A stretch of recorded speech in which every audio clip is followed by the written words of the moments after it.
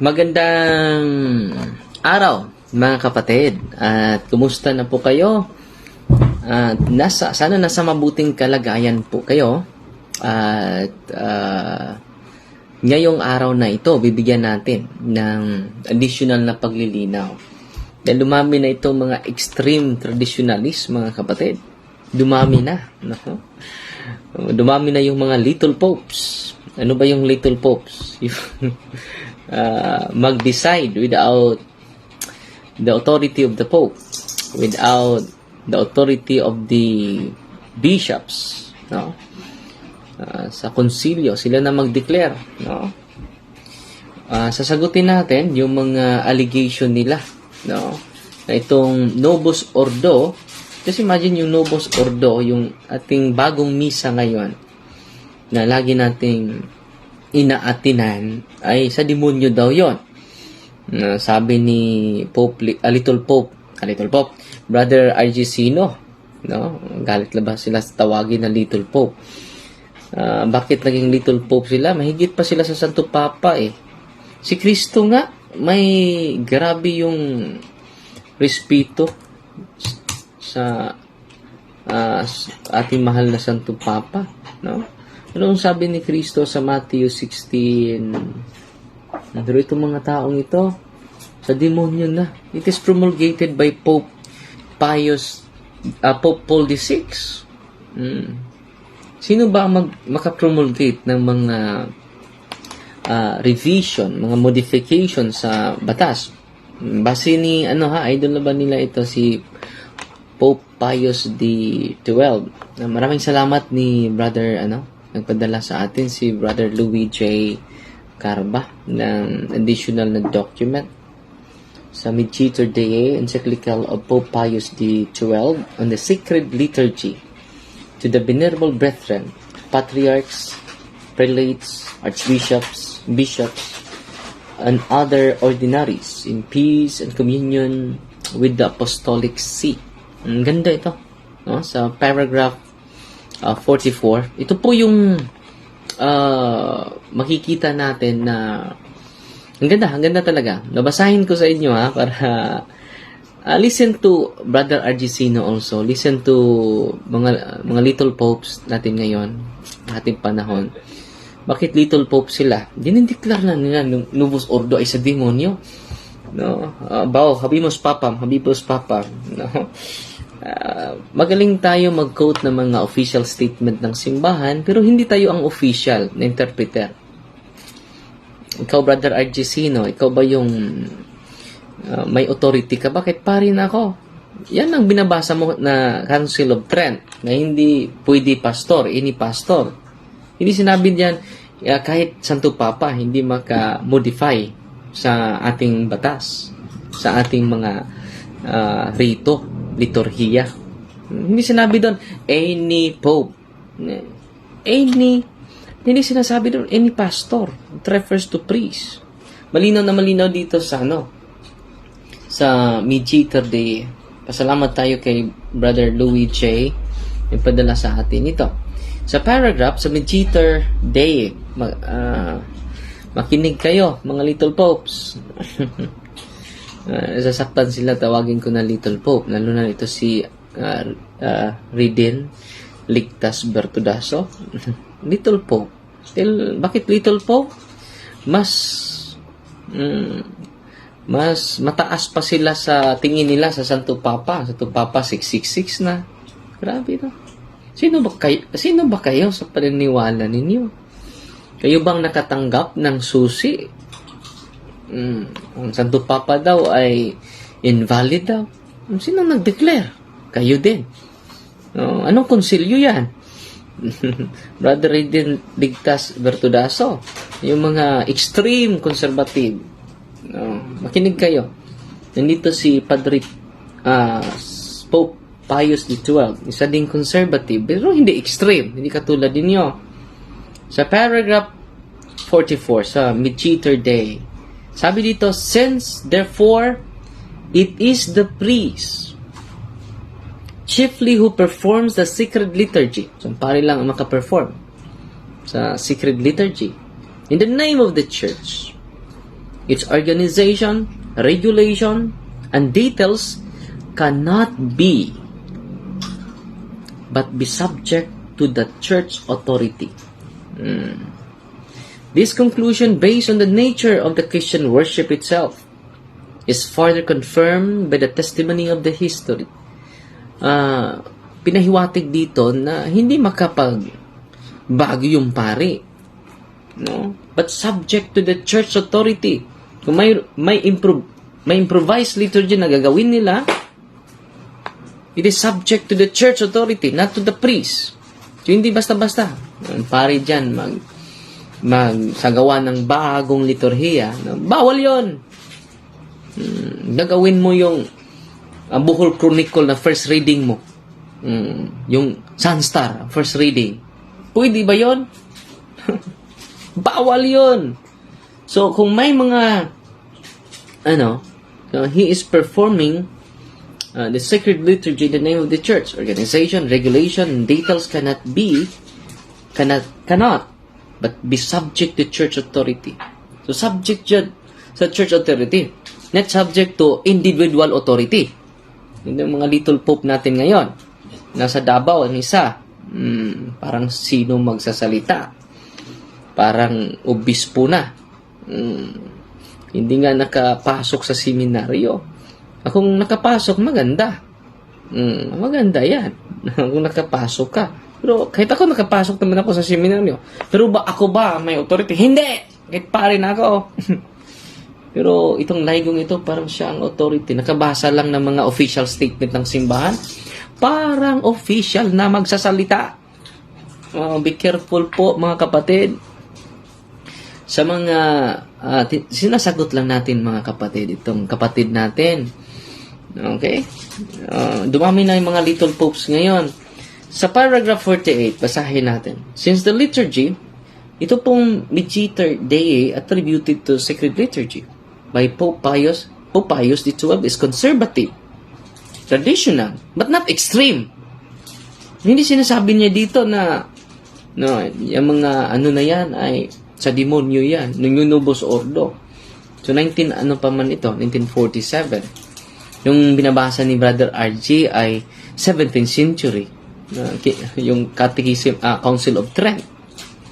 Kasi imagine yung Council of Trent nag-condemn daw anathema set sa Novus Ordo. Ang Novus Ordo 1970. Paano ma-reconcile yan? Dahil sa biases, theological biases sa mga extreme traditional. Hindi naman masama maging traditional tayo dahil nagmisa din tayo ng traditional na natin. Kita naman nyo yung live natin, di ba? So, patuloy tayo. Sa paragraph 48. Since the liturgy is also a profession of eternal truths and subject as such to the supreme teaching authority of the church. Kita ninyo? Yung liturgy natin, even though it is eternal truths, doon ang mga element, profession of eternal truths, subject pa rin sa supreme teaching authority of the church. Sino ba yan? Ang Papa. Siyang mag-declare. Pero ngayon, ang nag-declare, mga little popes na natin ngayon. Sa Davao, isa ito sa Bohol. Malilito tayo kung kayo ang mag-declare. Ang daming nag-declare. Pero hindi naman Papa.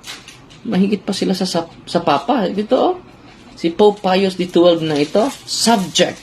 Yung mga liturgy natin is also a profession of eternal truths and subject as such, still subject as such, to the supreme teaching authority of the church. Yan ang sinasabi ko sa iyo. Mga kapatid, ipakita ninyo na mayroon isang supreme pontiff na nagsasabi na ang Novus Ordo ay sa demonyo. Kaya nga binabago mo yung topic eh. Dahil hindi mo matindigan yon. Bakit ka pumirma at bakit hindi ka nagpaalam muna? Nakita mo yung disobedient mo? Napasubo ka tuloy. No, ang dami mo ng alibay. Alam mo, Brother RGC, believe ako sa'yo. Pero dito, hindi ako believe sa'yo. Parang you are acting greater than, higher than the Pope. Kaya tinatawag kita na Little Pope. Good morning pala sa mga Little Popes. Hindi lang isa ito. No? Dumami na sila. Dumami na. So, kailangan sagutin natin dahil nandito sa loob. No? Presenting themselves as defenders of tradition, defenders of truth, defenders of the deposit of faith. Ang ganda pakinggan. Pero, kita ninyo, hindi consistent. Ang totoong Katoliko, kaya natawag na Katoliko, all-embracing, ini-embrace natin. Lahat na galing sa official pronouncement ng simbahan. Huwag kayong makinig sa mga gumagawa ng parallel magisterium. So, patuloy tayo. Okay. Pope Pius XII po ito, conservative, traditional. At kahit si Padre Pio, kahit conservative yon, no? Kahit hindi pa na-promulgate ang Novus Ordo. Tingnan natin, nagmimisa na si Padre Pio. Facing the people. Facing the people. Not facing the altar. Yung extraordinary form, facing the altar. Bago namatay si Padre Pio, makita natin na nagmimisa siya facing the people. Conservative po ito, pero grabe yung obedience ni Padre Pio. Makita natin sa inyo. Idol na idol nila si Padre Pio.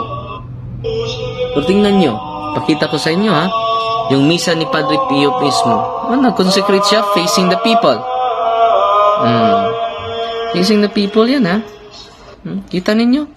Facing the people, consecrating the bread and wine, facing the people. Sa demonyo na din si Padre Pio. Dahil dito sa pagbabagong ito. Tingnan nyo. Kung ano klaseng pag-iisip ng nasa inyo dahil sa pagka-extreme, traditional ninyo. So, ating babasahin muna. Kahit si Padre Pio, hindi pa na-pronounce, na-promulgated. No? Obedient na si Padre Pio sa Santo Papa sa panahon na iyon. Si Pope Paul VI. Humaharap na siya sa mga tao. So, patuloy natin. So, ang liturhiya natin, subject yan sa Pontiff. Roman Pontiff, Supreme Pontiff. Hindi subject niya, no? Hindi sinasabi dito, liturgy is also profession of eternal truths and subject as such to little popes. Wala dito Kung subject pa ito sa mga little popes na nasa Davao, Brother Argesino, at siya dito sa Bohol, si Rayden Ligtas, no? Delikado po ang simbahan kung subject sa mga taong ito. Wala naman silang authority. Usurpation of authority siguro ang tama, no? So patuloy tayo. Quote ang mga official statement ng simbahan, pero hindi pinalabas yung official interpretation ng simbahan. Ang kanilang interpretation sa demonyo, heretical,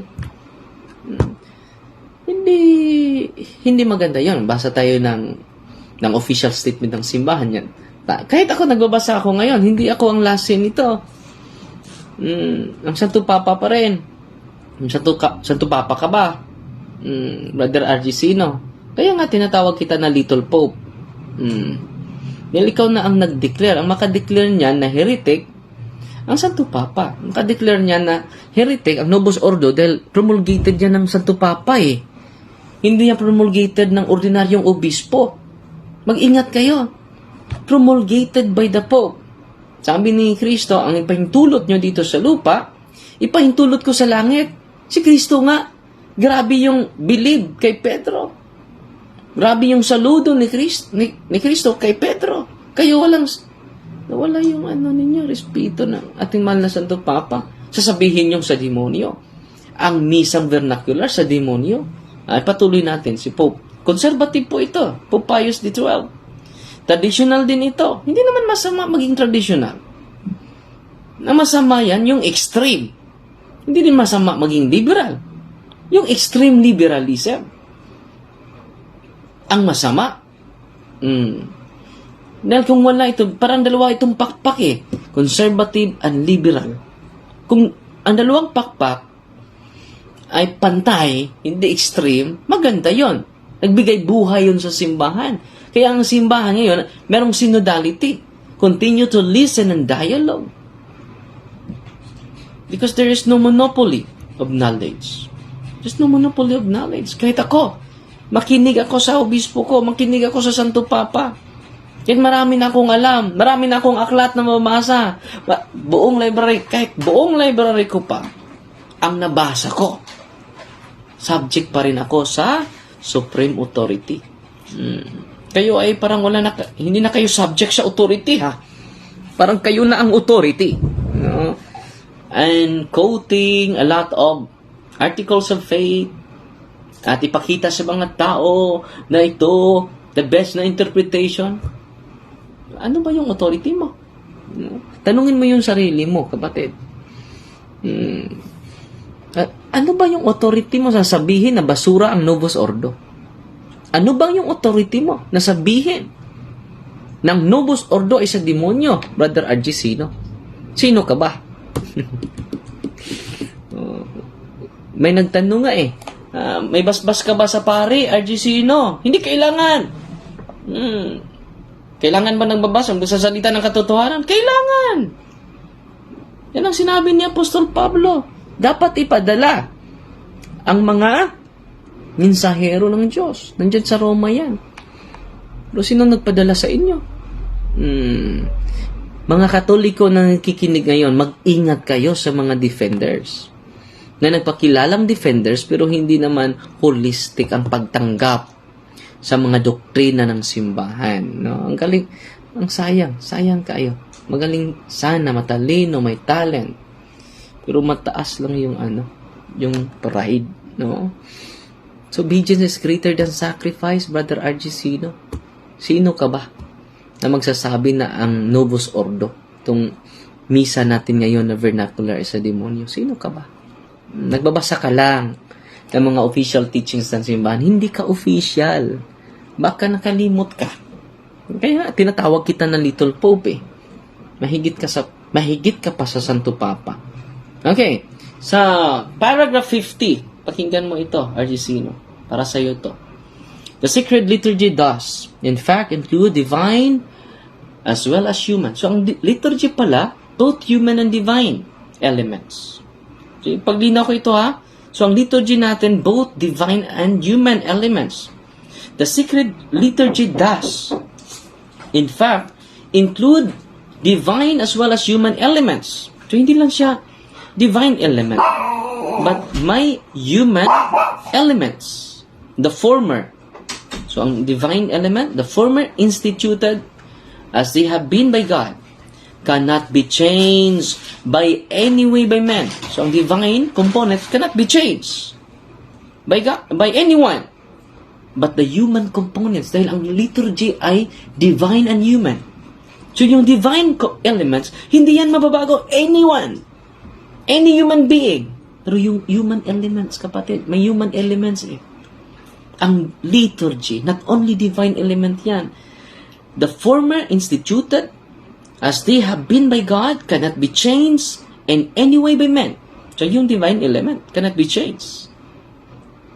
But, may but dito, the human components admit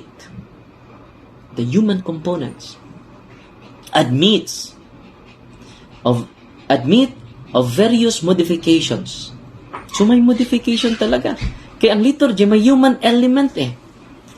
Those human element need various modifications as the need of the age, sa time, sa panahon. Circumstances, linaw. As the need of the age, circumstances, and the good of souls may require. Para sa kabuti sa mga tao. Grabe. No? Para sa kagandahan ng lahat. Kabutihan ng lahat. As the ecclesiastical authority. And as the ecclesiastical hierarchy, under the guidance of the Holy Spirit, may have authorized. So, pwede yung element human elements sa liturhiya, pwede mabago. Pero yung hindi mabago, yung divine element, the essence of the liturgy, pero yung mga human elements, pwede madimidima. Yan ang sinasabi ni Pius D12. Patuloy tayo sa 58. It follows from this that the sovereign pontiff alone, the sovereign pontiff alone, malinaw na malinaw ito, enjoys the right to recognize and establish any practice touching the worship of God, to introduce and approve new rites. Linaw na malinaw, ha? Sino lang ang may kapangyarihan? Supreme Pontiff alone, ang obispo, ang Santo Papa lang. Sinong nagsabi nito? Si Pope Pius XII. So ngayon, meron tayong Novus Ordo. Anong sabi dito? Page 58. It follows from this that the sovereign pontiff alone, ha? Hindi yung little popes na nakikinig ngayon. I-recognize natin si Brother Raiden Ligtas, no? At si Brother RGC, no? Mga little popes sa ating panahon ngayon, no? It follows, well, dinideclare na nila eh. Bakit little pope? Dinideclare na nila yung Novus Ordo. Hindi nga pare ang nag-declare. Hindi din obispo. Hindi din kardinal. Hindi din Santo Papa. Mga bagong little popes. Sino kaya ang nag-elect sa kanila na maging little pope? It follows from this that the sovereign pontiff alone, makinig kayo mga little popes, enjoys the right, recognize yan, ni Pius XII, enjoys the right to recognize and establish any practice touching the worship of God, to introduce and approve new rites, and also to modify those he judges to require modification. Nakita na inyo? Klarong-klaro yan, ha? Sino nag-declare sa Novus Ordo? Si Pope Paul VI, promulgated. Kahit hindi pa pinopromulgate ni Pope Paul VI, pinopromulgate na ni Padre Pio, idol ni Brother RGC, no? Facing the people na, not facing the altar. So, sagutin nyo yan mamayang gabi, ha? Dahil susundan namin kayo with Brother Wendell Talibong, Brother RGC, no? Tingnan natin kung maniwala pa yung mga Katoliko sa'yo na hindi narrow-minded. Okay, patuloy tayo. Mediator Day, paragraph 60. Ningon sabi ni Pope Pius XII. Makinig ka, RGC, no? The use of Latin language, customary in a considerable portion of the church, is a manifest and beautiful sign of unity, as well as an effective antidote for any corruption of doctrinal truth. In spite of this, the use of mother tongue, vernacular, the use of mother tongue in connection with several of rites may be of much advantage to the people. Ito na, vernacular na ito. Sino nagsabi nito? Hindi si Pope Paul VI, kundi si Pope Pius XII. Conservative, traditional. Hindi masama maging traditional. Ang masama, maging extreme. Extremist na traditional. Okay? The use of mother tongue, vernacular. Sabi ni Brother Argesino, yung vernacular sa demonyo yan. Mag-ingat ka. Dalawa ng Santo Papa,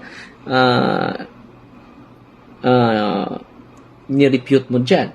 The use of mother tongue, vernacular, in connection with several of rites, may be of much advantage to the people. But the Apostolic See alone, sino? Hindi si R.G. Saino alone, hindi si Raiden Legitimus alone, mga little popes. Makinig kayo. Nagalit na ba sila tawagin ng little pope? Dahil kung magsasalita, parang higit pa sa Santo Papa. Mga little popes, makinig kayo. But the Apostolic See alone, ang Santo Papa lang. Makita kayo, maging Santo Papa kayo. para maka-avail kayo sa right na ito. Pero wala na kayong right ngayon. The Apostolic See alone is empowered to grant this permission. It is forbidden, therefore, to take any action, whatever of this nature, without having requested or obtained such consent. Since the secret liturgy, as we have said, is entirely subject to the discretion and approval of the Holy See. Kita ninyo? Malinaw na may linaw yan, ha? So, yung Novus Ordo, approved by Pope Paul VI, and Tridentine Mass, approved by Pius V. Pareho lang sila ng Supreme Pontiff. So, pareha, the same lang na may authority. Nag-hope to modify the liturgy. So, they have the authority because they have Pope Paul VI is our Roman Pontiff. So, yan, sagutin nyo yan, ha? Mahal na mga kapatid, sinong Santo Papa nag-approve sa inyo? Wala. Kayo lang ang Santo Papa eh. Yung naging Little Pope. Direct lang tayo magsasalita mga kapatid. Masakit yung katotohanan eh. Ako, hindi ako Little Pope dahil hindi naman ako nag-declare na Novus Ordo ay sa demonyo. Ang Novus Ordo ay heretic. Ang Novus Ordo ay galing sa protestante. Mag-ingat kayo. Kahit yung mga conservative na Santo Papa ay progressive mag-isip. Kayo, stagnant. Anong mangyari sa stagnant na tubig? Mabaho. Pero yung flowing, dynamic na tubig, maraming mga nabubuhay. Pero yung mga stagnant, hindi gumagalaw na tubig, mabaho yon, nasa kanal yon. Pero ang simbahan ay palago na palago, tumutubo, hindi siya static. The church is not static, the church is dynamic. Anong kahulugan yan? Ang simbahan ay hindi natin mapigilan na tumutubo. Kaya nga, maganda itong ginagawa ni Papa Francisco, nakikinig, na improve dialogue, para tayo din ay, sa human element natin, human dimension natin, ay tutubo. Yung divine element ay stagnant, ano na po yun? Permanent na po yun. Permanent na po yun. Always fresh. Pero yung human element natin need modification. Yan ang sinasabi dito. No? Ang liturgy pala, dahanin natin para maintindihan nila. The secret liturgy does, in fact, include divine as well as human elements. So, dalawa ang elemento sa liturgy, divine and human. Yung divine, permanent yon. Hindi na yun mababago, anyone. Pero yung human elements natin, hindi na yung perfect yung mga tao na may human elements eh.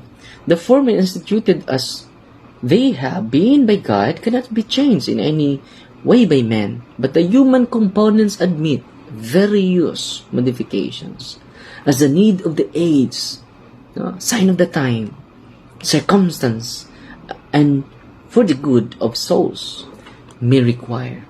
Just imagine kung tayo naglalatin ngayon, sino bang magsasamba?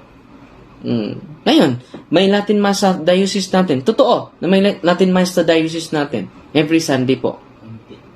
May Tridentine Mass. Marami mang nagsasamba? Meron. Pero hindi pinagbabawalan ng ating obispo dito sa diocese. Dahil gusto nila yan eh. Bakit natin yung mga tao, kung gusto nila mag-Latin na misa, well and good. Pero dumami ba ang nag-attendan? Maliit lang. Kung aabot ng 100, milagro na yon.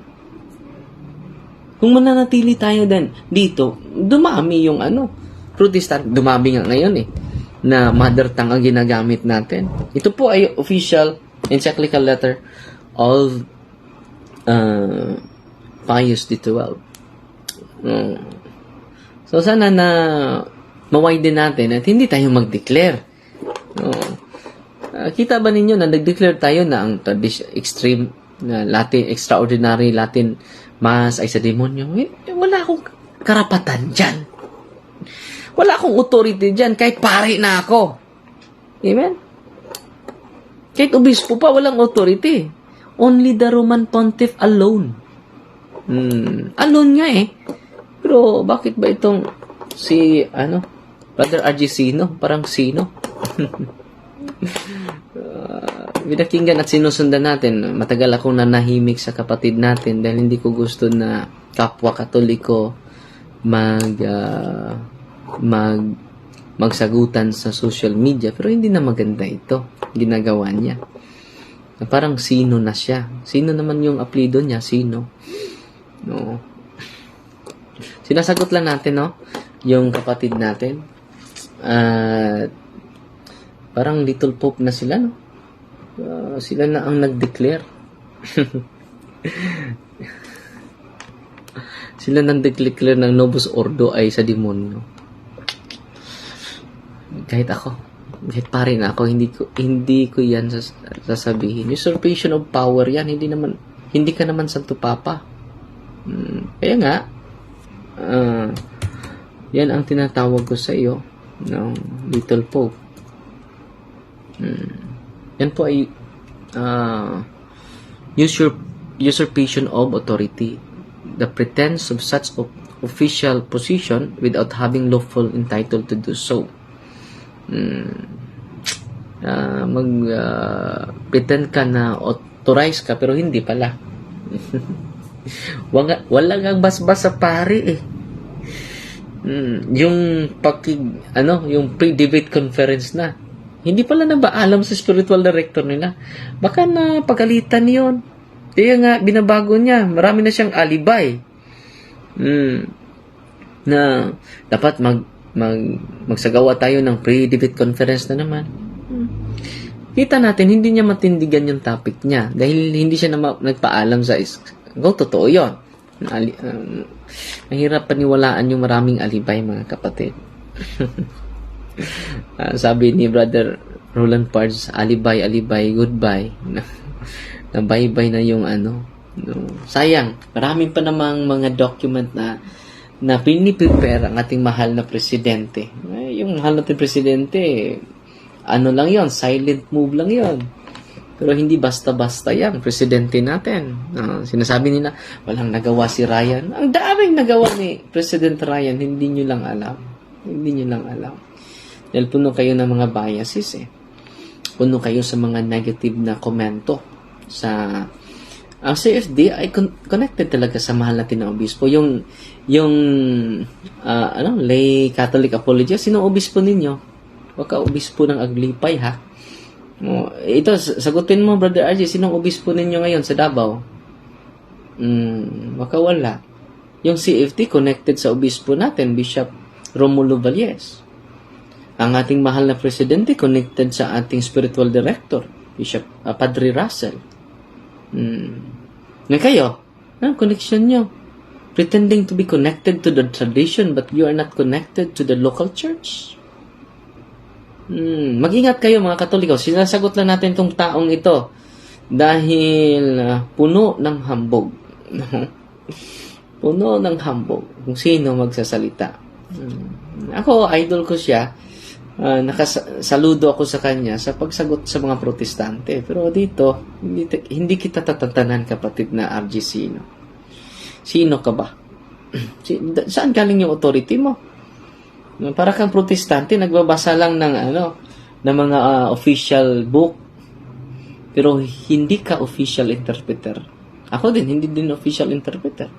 Kaya nga, tinanong kita, may council ba na nag-declare na ang Novus Ordo ay sa demonyo?